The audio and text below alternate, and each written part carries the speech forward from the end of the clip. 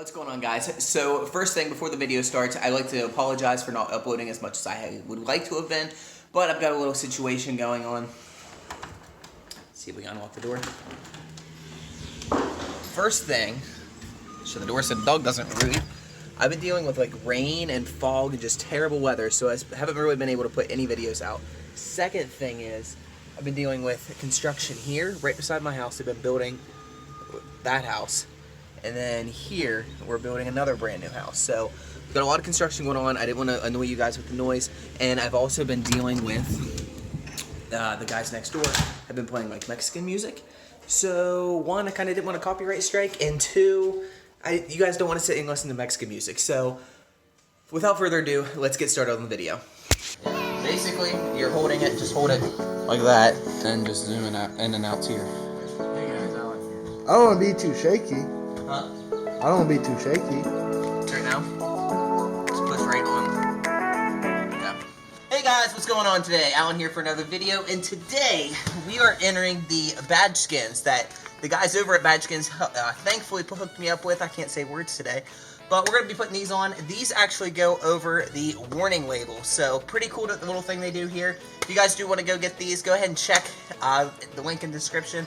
These are for the Mark 7 GTIs. I think he also sells some Mark 7 and other Volkswagen, excuse me, Badgeskins for this, as well as many other products. So go check out his site, and let's get started. First step, it says, is take these little alcoholic wipes and make sure you get your badge completely clean. It says to make sure you get it out of oil, and he emphasizes to get this thing super clean, so make sure you guys take your time, make sure you don't have any oils or anything that you've used to clean your car before, and use this to get anything you can out of it. So go ahead and take your time.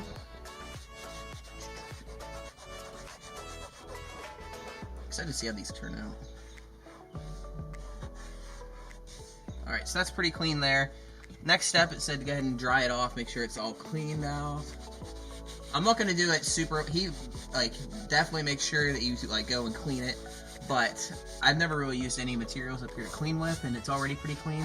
So just make sure it's dry, and then you want to take your badge and face it the way you want it to be. Personally, I think I'm actually going to face it towards me, because when you're in the car, you want it to say GTI, you don't want it to be facing backwards. The only time that someone's going to see it if it's facing the other way is if you're pointing it out there, or if you happen to be pointing it there, so that way it sees GTI there. But I don't think it's going to happen very often, so I think I'm just going to face it that way there.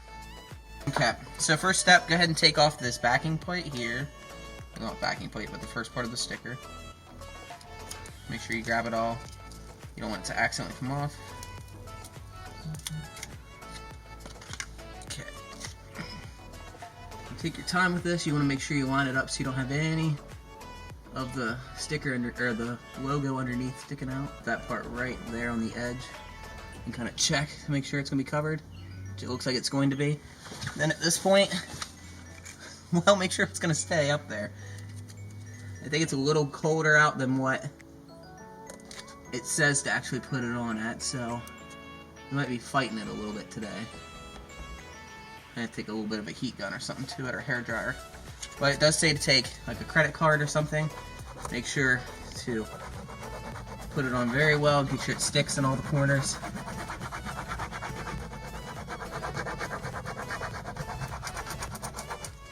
Try and get out any air bubbles you can. Peel back the corner a little bit.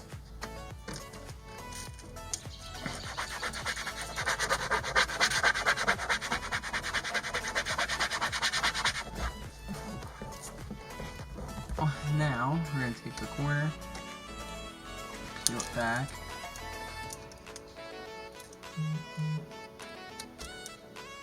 kind of holding it on. Just wanting to pull up a little bit, get a lot of it.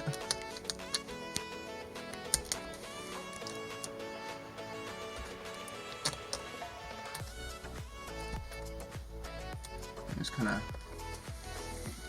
running this loosely over this. Trying to make sure I don't have any air bubbles.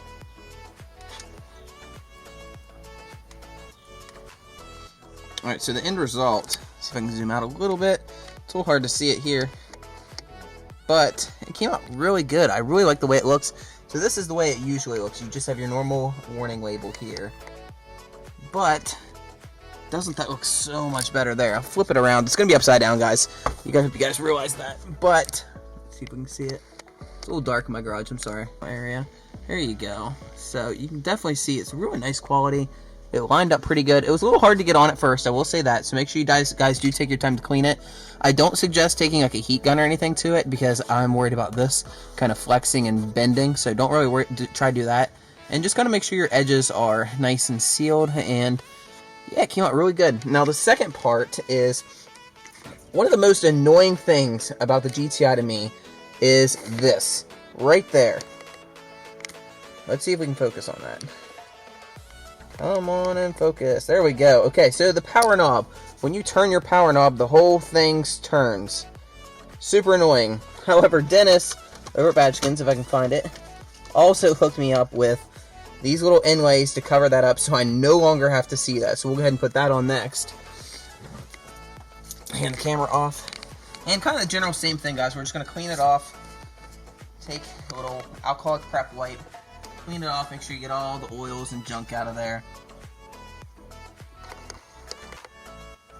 And then, once you're done with that, I'm going to take a clean microfiber and just kind of dry it off a little bit.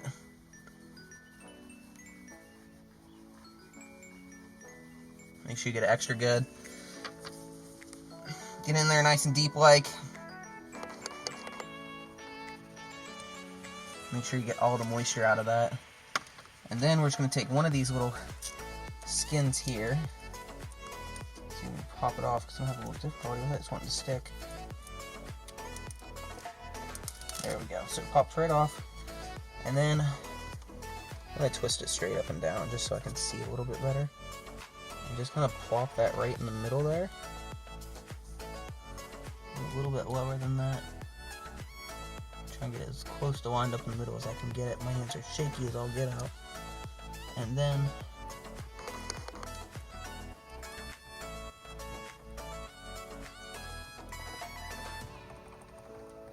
I'm gonna put that on. I'll use the card again just to see if I can find it, what I did with it again. There it is. Just so I can get a little bit better with this. Make sure it's all good on the sides. Which I'm sure you guys know how to put a sticker on. I'm just saying in detail about. And then peel it back slowly so you don't peel any of the edges up. The edge does want to kind of come up a little bit. Just take your time with it.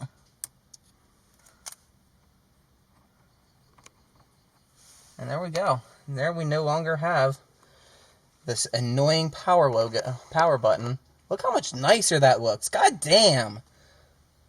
Boy, that is awesome. Like, that was one of the most annoying things to me is having that little power thing there. So that looks so much better.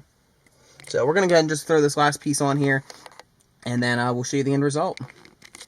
Alright guys, so here is the end result as I lay in the back seat of my car.